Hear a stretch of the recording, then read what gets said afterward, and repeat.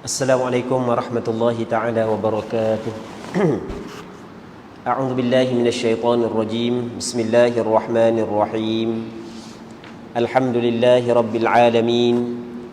Wassalatu wassalamu ala asyrafil anbiya'i wal mursalin wa ala alihi wa sahbihi ajma'in.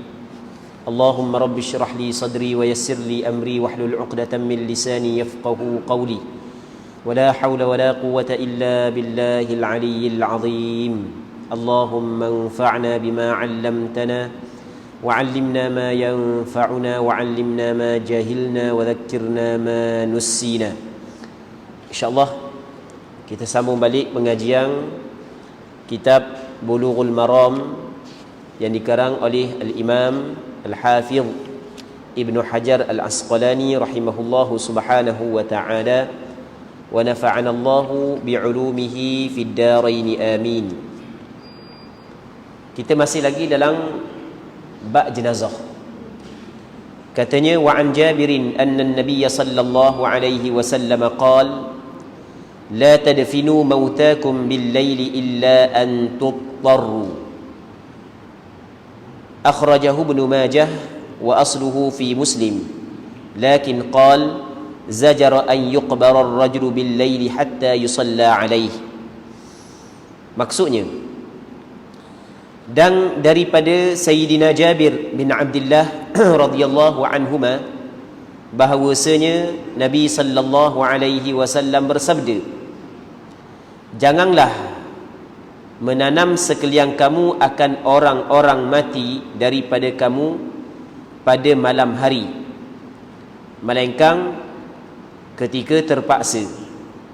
Hadis ini dikeluarkan oleh Imam Ibn Majah dan asal hadis ini ada di dalam Sahih Muslim. Tetapi Jabir berkata telah melarang Nabi sallallahu alaihi wasallam akan menanamkan laki-laki pada malam hari hingga disembahyangkan ke atasnya. Muslimin muslimat yang dirahmati oleh Allah Subhanahu wa taala. Sayyidina Jabir bin Abdullah radhiyallahu anhuma, seorang sahabat Nabi sallallahu alaihi wasallam, menceritakan kepada kita bahawasanya di sana ada larangan daripada Nabi sallallahu alaihi wasallam dalam hal pengebumian si mati. Yang mana Rasulullah sallallahu alaihi wasallam larang mengebumikan si mati, orang yang mati di kalangan kita pada malam hari. Baik, okey, jadi hadis ini Rasulullah larang. Tapi jangan kita tengok kepada satu hadis terus kita mengeluarkan hukum. Kita tengok kepada segala perkara ataupun hal-hal yang berkait dengan menanam si mati, yang mana ternyata kita dapati bahawasanya di zaman Nabi sallallahu alaihi wasallam ada beberapa orang sahabat ketika dia mati, yang mana sahabat lain mengkebumikannya pada malam hari. Maksudnya tanam pada malam hari. Antaranya adalah hadis yang kita pernah baca sebelum daripada ni, seorang perempuan hak yang membersih ataupun perempuan hak yang duduk buang sampah di masjid Nabi sallallahu alaihi wasallam, tiba-tiba dia mati. Maka para sahabat tanam pada tengah malam. Begitu juga ada di sana ada seorang lelaki yang mana Rasulullah sentiasa melawat dia. Tiba-tiba dia mati pada malam hari. Para sahabat tanam pada malam tu dak khabar pun kepada Nabi sallallahu alaihi wasallam. Baik. Dan ada sebahagian daripada sahabat Rasulullah sallallahu alaihi wasallam setelah daripada kewafatan Rasulullah juga dikebumikan pada malam hari. Sebagai contoh, Fatimah, anak perempuan Rasulullah, Sayyidina Ali tanang dia pada malam hari. Abu Bakar As-Siddiq juga dikebumikan pada malam hari. Rasulullah sallallahu alaihi wasallam sendiri dalam hadis yang diriwayat oleh Imam Ahmad bin Hanbal radhiyallahu taala anhu daripada Aisyah, kata Aisyah, "Ma 'alimna bi dafni Rasulillah sallallahu alaihi wasallam hatta sami'na sautal masahi min akhiril lail." Kami tidak mengetahui Nabi sallallahu alaihi wasallam dikebumikan sehingga kami dengar bunyi cangkul pada penghujung malam. Maksudnya Rasulullah juga ditanam pada malam hari. Jadi ada hadis yang Rasulullah sallallahu alaihi wasallam larang tanang si mati pada malam hari. Dalam masa yang sama Rasulullah sendiri sahabat tanang pada malam hari. Ada sebahagian daripada sahabat mati, maka sahabat yang lain mengkebumikannya pada malam hari. Okey, bagaimanakah ulama memahami perkara-perkara ini dalam mengeluarkan hukum? Kata ulama, kalau sekiranya tanang pada malam hari sedikit pun tidak mengurangi hak si mati, maka hukum dia tidak menjadi masalah. Jadi kalau kita dapat menyempurnakan hak si mati, maksudnya daripada sudut pengurusan jenazah tak ada masalah, tak ada sedikit pun kecuaian. Jadi kita kata mandi pun okey, kapang pun okey, jadi tanang pun okey, tak ada masalah. Maksudnya semua hak si mati itu kita dapat sempurnakan. Semayang pun okey, maka tidak menjadi masalah tanang pada malam hari.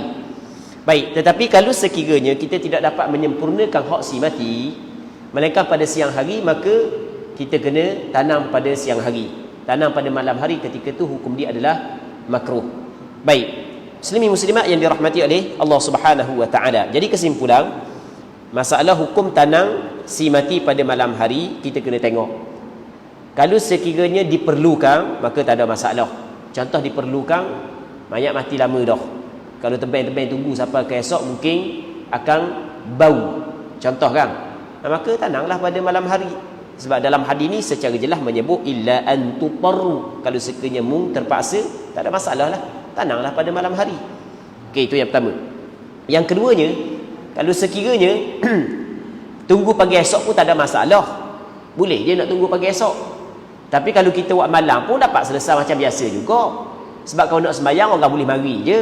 Sebab kita duduk ni kawasan orang yang maksudnya lambat bunyi, pakat orang mari kumpul lalu dah. Jadi tak susah dah duk cari orang nak ajak sembahyang mayat tu. Lepas tu pengurusan jenazah pun kita dapat buat secara sempurna walaupun pada malam hari. Maka tak ada masalah, dibolehkan kita kebumikan jenazah pada malam hari. Manakala hak yang ketiganya adalah kalau sekiranya kita tidak dapat menyempurnakan pengurusan jenazah pada malam hari, maka makruh kita mengebumikan jenazah pada malam hari. Hak ni hak yang dilarang oleh Nabi sallallahu alaihi wasallam, iaitu bagi orang hak yang dia tanang mayat pada malam, dalam masa yang sama dia tidak dapat menyempurnakan hak si mati. Dan kadang-kadang tidak dapat menyempurnakan hak si mati bukan makruh, kadang-kadang haram. Maksudnya dia buat saat itu tidak sempurna dalam perkara-perkara hak yang diwajibkan oleh syarak kepada orang hidup buat kepada si mati. Jadi kesimpulannya, kalau sekiranya dapat kita buat macam biasalah, tak ada masalah, boleh je kita buat, maka boleh kita tanam pada malam hari. Muslimin muslimat yang dirahmati oleh Allah Subhanahu wa taala. Seterusnya katanya, wa an Abdullah bin Ja'far radhiyallahu anhu qala lamma jaa na'yu Ja'far hina qutil qala Rasulullah sallallahu alaihi wasallam isna'u li ali Ja'far isna'u li ali Ja'farin ta'aman faqad atahum ma yashghaluhum. Akhrajahu al-khamsatu illa an-Nasa'i. Maksudnya daripada Abdullah bin Ja'far radhiyallahu ta'ala anhu, katanya tatkala datang khabar berita kematian bapaknya yang bernama Abdullah bin Ja'far, pada waktu kena bunuhnya, bersabdalah Rasulullah sallallahu alaihi wasallam, perbuat oleh sekalian kamu bagi keluarga Ja'far akan makanan, kerana sesungguhnya telah datang akan mereka itu oleh perkara yang menyibukkan mereka. Hadis ini dikeluarkan oleh 5 orang ulama hadis, melainkan Imam An-Nasa'i sahaja yang tidak mengeluarkan hadis ini. Muslimin muslimat yang dirahmati oleh Allah Subhanahu wa taala. Abdullah bin Ja'far adalah anak kepada Ja'far bin Abi Talib. Dia sempat berjumpa dengan Nabi sallallahu alaihi wasallam walaupun masa itu dia masih lagi kecil.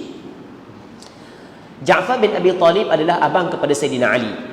abang kepada Sayyidina Ali, yang mana Sayyidina Ali adalah sepupu Nabi sallallahu alaihi wasallam. Jadi bermakna Ja'far juga sepupu Nabi sallallahu alaihi wasallam. Ja'far bin Abi Talib. Jadi Abu Talib ni saudara Rasulullah lah. Dia Rasulullah selepas daripada kewafatan kaki dia Abdul Muttalib, dia dipelihara oleh Abu Talib. Jadi apabila Rasulullah sallallahu alaihi wasallam berumah tangga, dia tengok Abu Talib ni orang susah, anak ramai, maka dipakat dengan Abbas, minta dengan Abu Talib anak. Jadi nak lah anak Abu Talib, siang juga ke Abu Talib. Abu Talib kata, ikutlah mu nak ambil mana pun, mu kena tinggal kepada aku seorang je, mu kena tinggal kepada aku, nama Aqil, bukan Uqail, Aqil. Baik. Jadi apabila Abu Talib kabur lagu tu, maka Rasulullah ambil Sayyidina Ali, Abbas ambil Ja'far bin Abi Talib.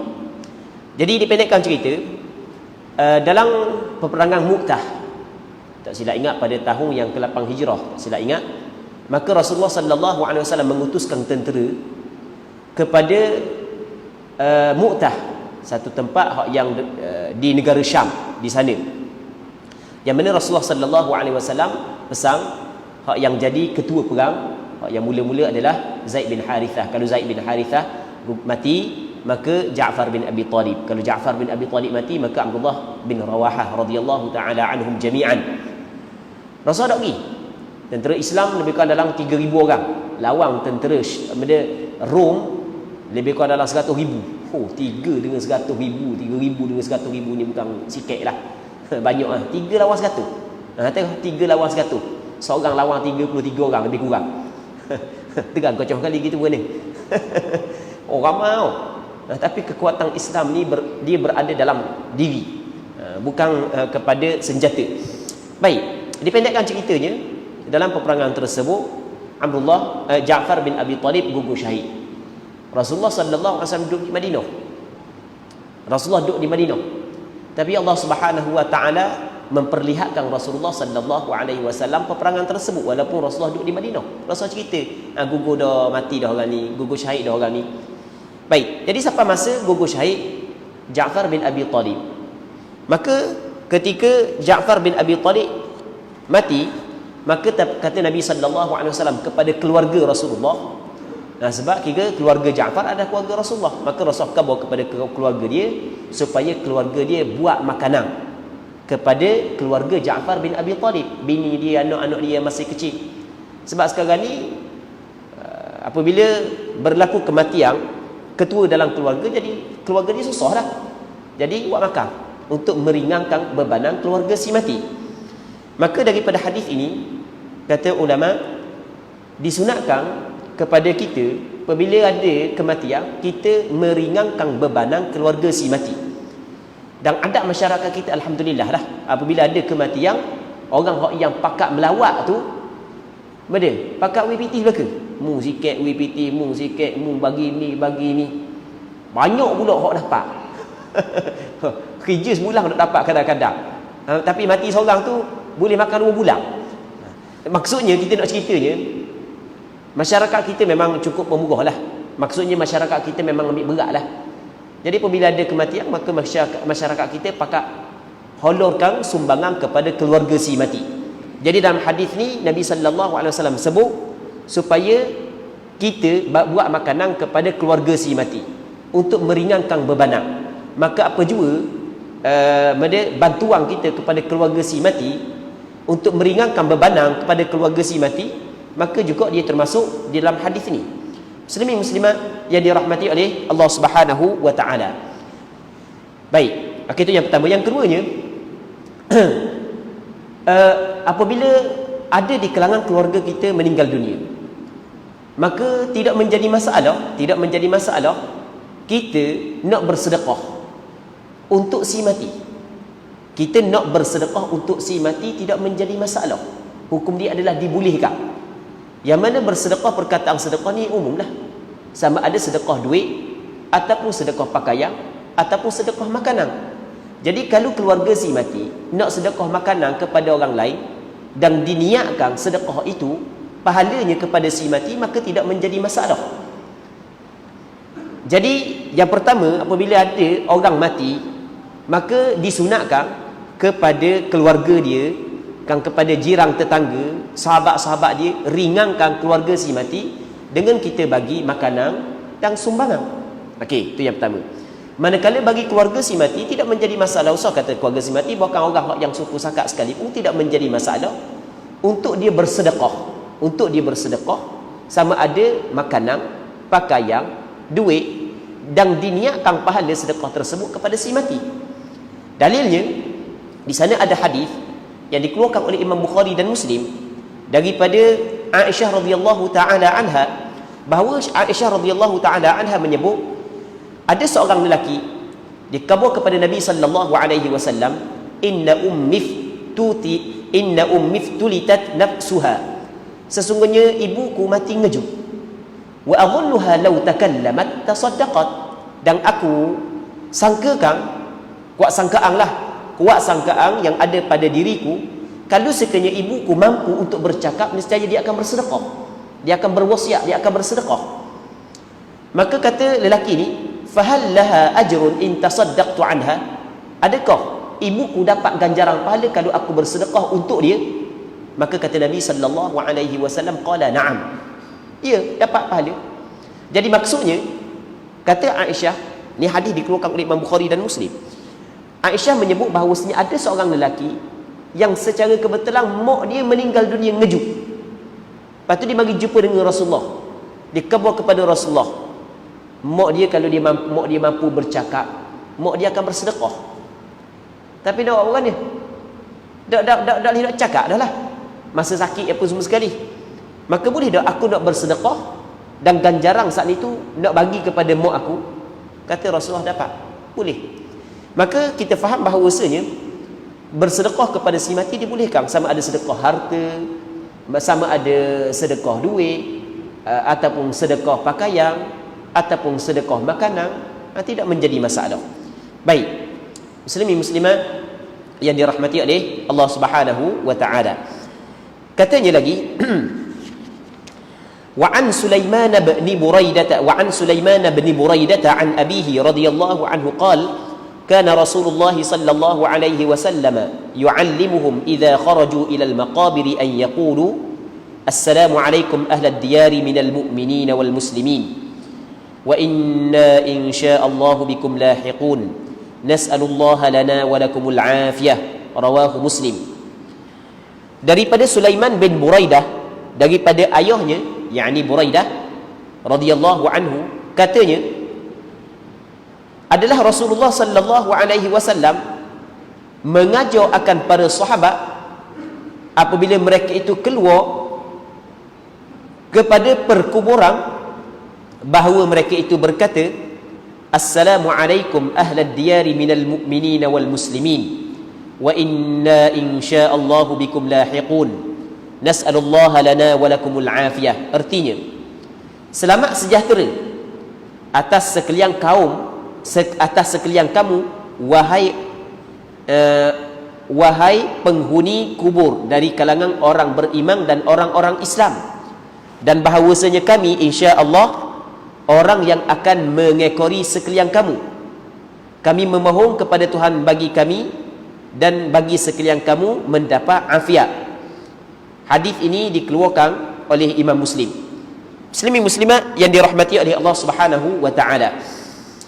Buraidah, seorang sahabat Nabi sallallahu alaihi wasallam, dia menceritakan kepada kita bahawasanya Rasulullah sallallahu alaihi wasallam pernah mengajar kepada sahabat apabila sahabat keluar ke tanah perkuburan, bahawasanya baca ataupun baca dengan baca bacaan ini, sebut benda ni.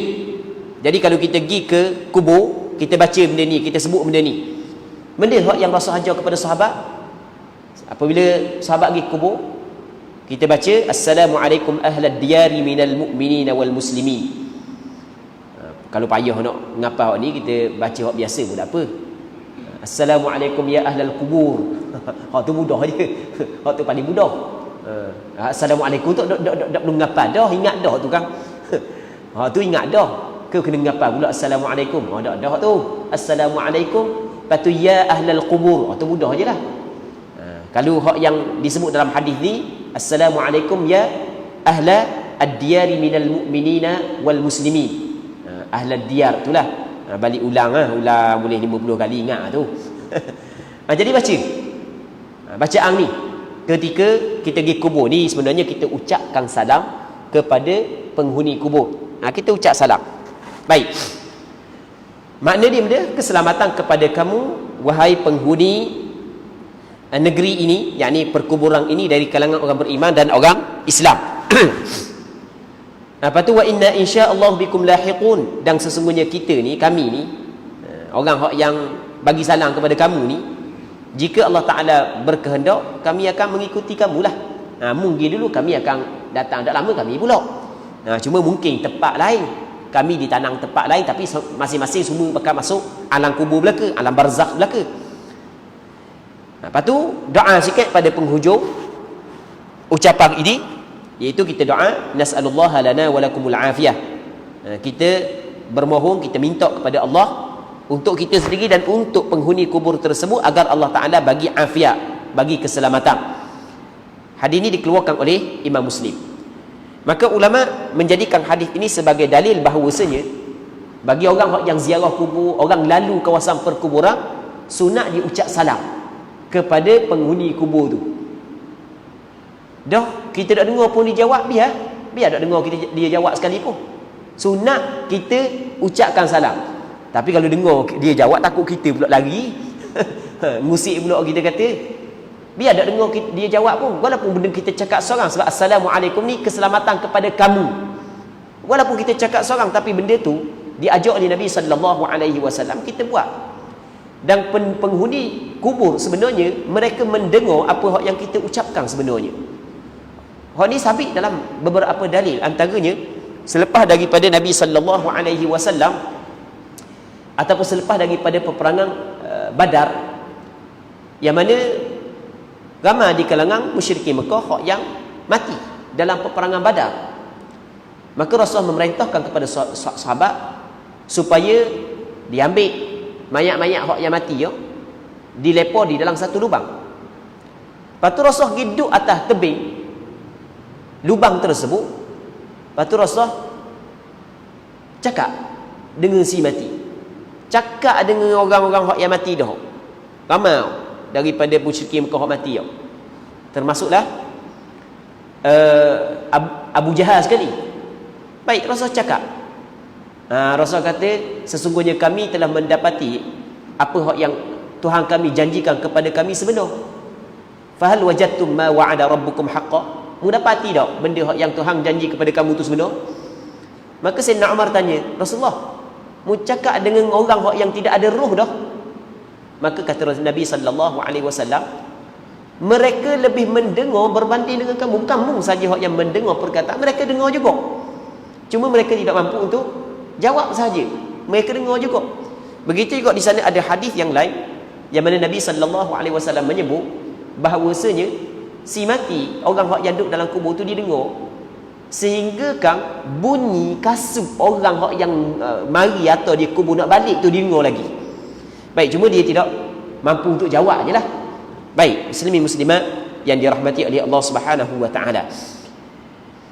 Katanya lagi wa an ibni Abbas radhiyallahu anhuma qala marra Rasulullah sallallahu alaihi wasallam biquburil Madinah fa aqbala alaihim biwajhihi faqala assalamu alaikum ya ahlal qubur yaghfirullahu lana wa lakum antum salafuna wa nahnu bil athar rawahu at-Tirmidzi wa qala hasan.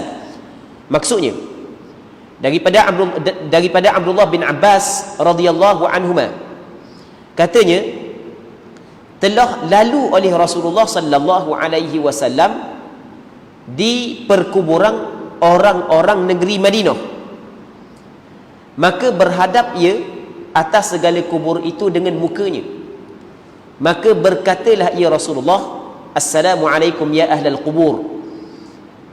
Ini riwayat Imam At-Tirmidzi. Yaghfirullahu lana wa lakum antum salafuna wa nahnu bil athar. Selamat sejahtera sekalian kamu wahai penghuni kubur. Semoga Allah Subhanahu wa taala memberi keampunan kepada kami dan kepada kamu sekalian kamu orang-orang yang dahulu dan kami orang-orang belakang. Mung pergi dulu, kami akan ikut jejak mung. Hadis ini diriwayat oleh Imam Tirmizi dan Imam Tirmizi menilai hadis ini sebagai hadis hasan. Muslimin muslimat yang dirahmati oleh Allah Subhanahu wa taala. Abdullah bin Abbas menceritakan kepada kita satu ketika Rasul lalu kawasan perkuburan. Jadi apabila Rasul lalu, Rasul berhenti sekejap, Rasul hadap muka dia kepada kubur tersebut. Bukan lalu pakai lalu rugi je. Rasul hadap sekejap kepada kubur, lepas tu Rasul bagi salam kepada penghuni kubur. Lepas tu Rasul doa kepada penghuni kubur. Maka daripada hadis ini kata ulama, kalau kita lalu ke perkuburan orang Islam lah. Kalau perkuburan jarak Cina tu nombor 2, kita tak pernah bincang tu.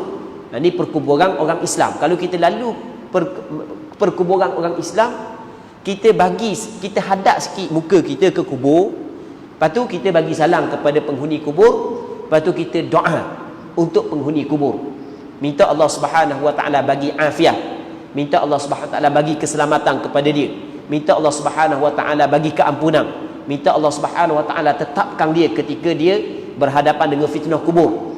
Baik, dan kesemua hak yang kita sebut saat itu adalah sabit dengan hadis. Kalau minta afiat, hadis hak yang tadi hak yang dikeluarkan oleh Imam Muslim. Meminta keampunan, hadis hak yang dikeluarkan oleh Imam Tirmizi.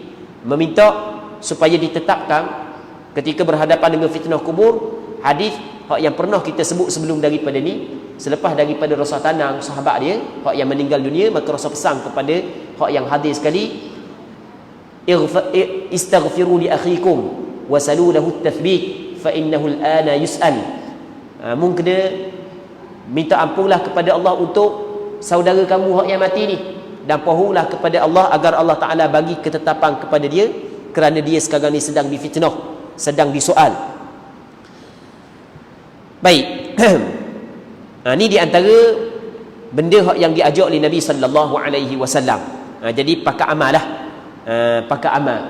Jadi kita lalu kat kubur, kita bagi salam, lepas tu kita doa kepada penghuni kubur. Jadi sebagaimana kalau kita mati, kita suka orang berdoa kepada kita, maka begitu juga orang hak yang mati dah tu suka kita hak yang hidup berdoa kepada dia. Kita kalau kita mati kan, kita nak orang doa kepada kita, sebab kita dapat mengambil manfaat daripada doa dia. Dan mungkin kerana dengan sebab doa dia, kita ataupun penghuni kubur hak yang diseksa saat itu diringang sikit seksa dia.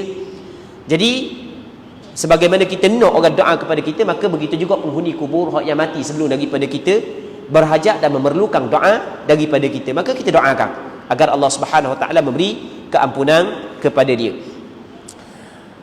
Seterusnya katanya, wa an Aisyah radhiyallahu anha qalat qala Rasulullah sallallahu alaihi wasallam la tasubbu al-amwata fa innahum qad afdhaw ila ma qaddamu. Rawahu al-Bukhari wa rawat Tirmidzi 'an al-Mughirah nahwah, lakin qal fatu'dhul ahya. Maksudnya, dan daripada Aisyah radhiyallahu taala anha katanya, Nabi sallallahu alaihi wasallam bersabda, jangan kamu maki akan orang-orang yang mati, kerana bahawasanya mereka itu telah sampai mereka itu kepada barang yang dilakukan oleh mereka itu daripada segala amal. Hadis ini dikeluarkan oleh Imam Bukhari, dan Imam Tirmizi meriwayatkan hadis yang sama tetapi daripada Mughirah. Cuma ada penambahan dalam riwayat Imam Tirmizi, maka menyakiti sekalian kamu akan orang-orang yang hidup. Muslimin muslimat yang dirahmati oleh Allah Subhanahu wa taala. Jadi Aisyah radhiyallahu taala anha dia khabar kepada kita bahawasanya pernah Rasulullah sallallahu alaihi wasallam khabar, mung jangan kutuk, mung jangan maki, mung jangan kata uduh. Itu bahasa kita. Mung jangan maki, mung jangan kutuk, mung jangan kata uduh kepada orang hak yang telah mati. Mung jangan kata uduh kepada orang hak yang telah mati. Sebab dia, sebab orang mati ni dia telah sampai kepada apa hak yang dia buat. Kalau dia buat baik, maka dapat balasan yang baik. Kalau dia buat jahat, maka dapat balasan yang jahat, dapat balasan yang buruk. Kamu jangan kata, mu jangan maki kepada orang mati. Dalam riwayat Imam Tirmizi ada sebut, sebab dia Rasul larang maki kepada orang mati sebab orang hidup yang akan jadi sakit hati. Maksud siapa orang hidup? Keluarga dia. Jadi kita duk kata ke orang mati, anak dia dengar, anak dia sakit hati. Maksudnya kita akan menyakiti orang yang hidup. Kita duk kata kepada orang mati, tapi orang hak yang mati saat ni tu mati dah. Orang hak yang hidup dengar saat ni tu orang hidup jadi sakit hati. Baik, sedangkan kita dilarang menyakiti orang Islam, menyakiti orang beriman dilarang. Muslimin muslimat yang dirahmati oleh Allah Subhanahu wa taala. Jadi kata ulama, hukumnya haram kita sebut keburukan si mati. Haram kita sebut keburukan si mati, kita maki, kita kata kepada si mati. Hukum dia adalah tidak dibolehkan. Melainkan kalau sekiranya kita kata saat itu kita sebut keburukan adalah untuk memberi peringatan kepada orang yang telah hidup, orang yang telah hidup, orang yang masih hidup jangan melakukan hal yang sama seperti orang yang mati, maka itu tidak menjadi masalah. Dalilnya adalah beberapa hadis, antaranya hadis yang diriwayat daripada Sayyidina Anas bin Malik. Ketika Rasul bersama dengan para sahabat, tiba-tiba ada jenazah lalu, maka para sahabat puji kebaikan untuk jenazah tersebut. Maka kata Nabi sallallahu alaihi wasallam, wajabat, wajabat, wajabat. Okey. Tiba-tiba datang pula jenazah yang lain lalu. Maka sahabat-sahabat Rasul sebut keburukan jenazah tersebut. Orang ni gini gini gini, kata Rasul wajabat, wajabat, wajabat. Jadi Rasul tak larang pun. Sahabat dia sebut keburukan dia, Rasul tak larang. Jadi bermaknanya ada hal-hal yang tertentu tidak menjadi masalah orang hidup menyebut keburukan orang yang telah meninggal dunia. Baik, tapi dalam masa yang sama ada hadis Rasul larang kita sebut keburukan orang yang telah meninggal dunia. Nah, cuma kita kena tahu hak mana hak yang dilarang, hak mana hak yang dibolehkan. Tapi kalau untuk menjaga agama, hak tu tidak menjadi masalah. Sebab itulah kita dapati ulama-ulama hadis dia duk cakap, duk buka keburukan perawi-perawi hadis demi untuk menjaga kebersihan dan kesucian hadis itu sendiri. Perawi ni pelawak perawi ni pelawak, hak ni menipu, hak ni gini, hak ni gini. Padahal kawan tu mati dah.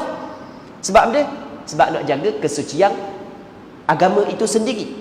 Begitu juga kalau orang tu memang masa dia hidup saat itu dia orang hak fasik, banyak kejahatan yang dia buat. Jadi kalau kita sebut orang hak yang hidup akan mengambil peringatan, maka hukum dia tidak menjadi masalah. Jadi kesimpulan, dalam masalah kita nak membuka aib si mati, kita kena tengok. Ada kala dibolehkan, ada kala tidak dibolehkan. Tetapi kita kena berhati-hati. Jangan kita gaduh. Dalam benda yang dilarang ni kita jangan laju. Sebab kita ni mulut kita kalau bak kata korang dia laju sikit. Dia laju, dia nak berik kalau bak kata korang. Dia nak berik.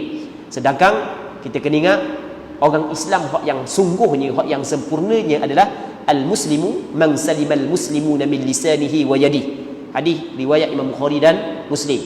Orang Islam yang sempurna adalah seorang yang mulut dia dan tangan dia selamat. Dia tidak melakukan keburukan kepada orang Islam yang lain. Muslimin muslimat yang dirahmati oleh Allah Subhanahu wa taala. Habis kita bab jenazah, kita masuk bab baru pula, iaitu bab zakat. Kitabuz zakah. Ni kitab pada menyatakan hadis-hadis yang menjadi dalil kepada permasalahan zakat. Muslimin muslimat yang dirahmati oleh Allah Subhanahu wa taala.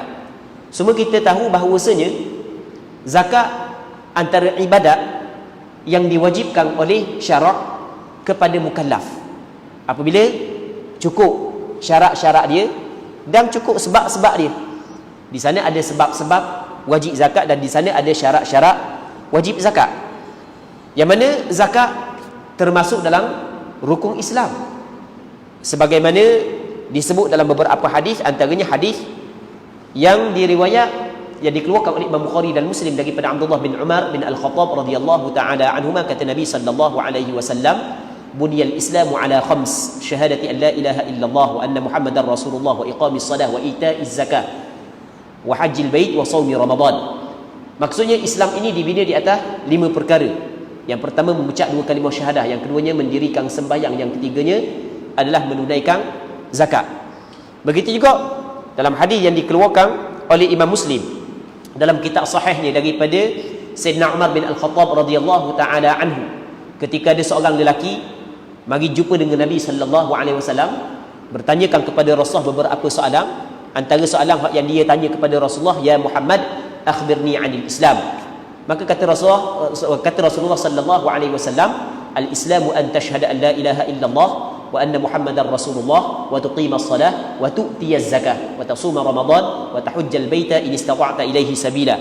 Dia kata, cuba cerita kepada aku wahai Muhammad tentang apakah itu Islam. Maka kata Nabi sallallahu alaihi wasallam, Islam adalah yang pertama mengucap 2 kalimah syahadah, mendirikan sembahyang dan menunaikan zakat. Zakat dia terbahagi kepada 2. Secara asasnya zakat terbahagi kepada 2. Yang pertamanya zakat yang berkait dengan tubuh badan. Yang keduanya zakat yang berkait dengan harta. Dan insya-Allah kita akan bincang secara terperinci lepas daripada ini sebagai muqaddimah berkenaan dengan bab zakat. Yang dia dah laku Jadi zakat terbahagi kepada 2. Yang pertamanya zakat yang berkait dengan tubuh badan. Yang keduanya zakat yang berkait dengan harta. Zakat yang berkait dengan tubuh badan dinamakan sebagai zakatul fitr, ataupun cakap kita zakatul fitrah, ataupun zakat terah orang tua kita kata. Baik, zakat fitrah adalah zakat yang berkait dengan tubuh badan. Maksudnya sekiranya orang tu masih lagi hidup pada penghujung Ramadan dan pada permulaan Syawal, maka wajib dia kena bayar zakat fitrah. Zakat yang kedua adalah zakat yang berkait dengan harta. Zakat yang berkait dengan harta dia merangkumi zakat emas, perak, simpanan, lepas tu zakat tanaman, zakat buah-buahan, zakat binatang ternakan. Dia masuk belaka. Akan datang insya-Allah kita akan bincang secara panjang lebar daripada kitab Bulughul Maram berkait dengan zakat. Jadi untuk malam ni kita berhenti sini dulu. Kita berdoa kepada Allah Subhanahu wa taala agar pengajian kita pada malam ini diberkati oleh Allah Subhanahu wa taala dan sama-sama kita dapat mengambil manfaat. Wallahu Subhanahu wa taala a'la wa a'lam. Allahumma haqqiqna bi ittiba'i nabiyyika Muhammadin sallallahu alaihi wasallam zahiran wa batinan. Allahumma ij'alna mimman yastami'una al-qawla fayattabi'una ahsanah. Wa sallallahu wa sallim wa barik ala sayyidina Muhammad wa ala alihi wa sahbihi ajma'in. Walhamdulillahi rabbil alamin.